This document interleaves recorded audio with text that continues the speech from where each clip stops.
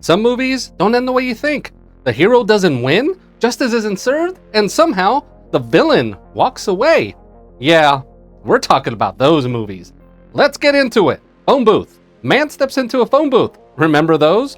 Answers the ringing phone. Gets trapped by a morality sniper who knows everything about him. And then the sniper forces his victim to confess to all his sins publicly. Now police finally do their job and track the sniper down. Or so they think. At the end, the villain appears and says goodbye to his victim publicly. And then walks away in plain sight. Now, is this the reason why phone booths are obsolete? Silence of the Lambs. A young FBI trainee seeks help from a brilliant but dangerous man. A man who understands killers because he is one. Hannibal Lecter. Now, throughout this chess game, Hannibal does help the FBI catch the other serial killer. He gains their trust and, in the end, also gains his freedom. Now, I know what you're asking. Did he actually have to rip off another guard's face for this monster to walk free? Hey, you be the judge. Goodbye, Clarice.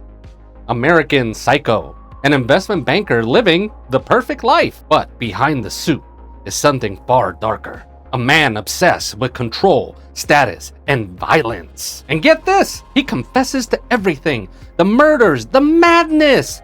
But no one believes him because in his world, the system doesn't want to. And just like that, he gets away with it all. Now, honestly, for me, the true crime is that bone background and a Cillian Rail font on his business card.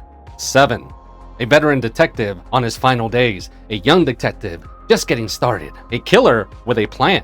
7 deadly sins, 7 victims. Now, both detectives think they're closing in.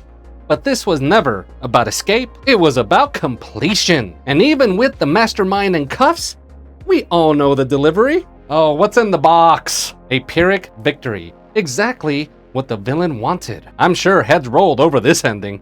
No country for old men. A sheriff nearing the end of his time and already questioning if he's up for what's out there. And there surely is something out there as a man stumbles upon money that was not his. And from that moment on, he became a marked man. A killer begins to follow, not out of anger, not for revenge, but because it's the outcome. Now you can run, you can fight, you could even get lucky, but fate does not negotiate. And the scariest part, the law never catches up. Evil doesn't lose, it doesn't change. It even walks away with a broken arm. It just keeps going, just like the Energizer Bunny. The Dark Knight, as a city looks for hope in its anti-hero. But chaos arrives in the form of one man. A man who doesn't want money, can't be reasoned with, and simply wants to prove a point. As some men just want to watch the world burn, pushing Gotham and Batman to its limits, corrupting its brightest symbol, and turning the hero into a villain. Why so serious? Because Gotham proved the Joker right. Talk about a man who knows how to nail the punchline. Gone Girl, when a wife disappears and all eyes quickly turn to the husband. The media runs wild and the public already decides his guilt. But nothing is what it seems, because this was never a disappearance. It was a plan. Every detail calculated. Every move controlled. She doesn't just outsmart him, she rewrites the entire narrative. And in the end, she doesn't run. She doesn't lose. She stays and wins. Talk about till death do us part. We root for the hero, but sometimes we secretly want the villain to win. It may be rare, but when it happens, a dark part of us is satisfied. I'm Joey Cruz, and that's a wrap.